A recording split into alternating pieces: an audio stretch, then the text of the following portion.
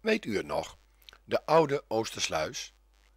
Een van de oude bruggen is nu voorzien van een geluidskunstwerk wat gemaakt is door kunstenaar Rudo Menge en stadsdichter Ronald Olsen. Deze brug is in de oorlog een belangrijke schakel geweest in de bevrijding van Oosterhoogebrug. Met gevaar voor eigen leven heeft Pop Dijkema de brug met handkracht naar beneden gedraaid, zodat de Canadezen hun bevrijdingstocht konden vervolgen.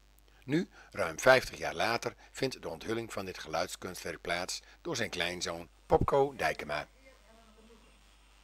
Hier moet het geweest zijn dus dat de held het in zijn hoofd haalde om onder het vuur van de vijand door naar deze brug te kruipen.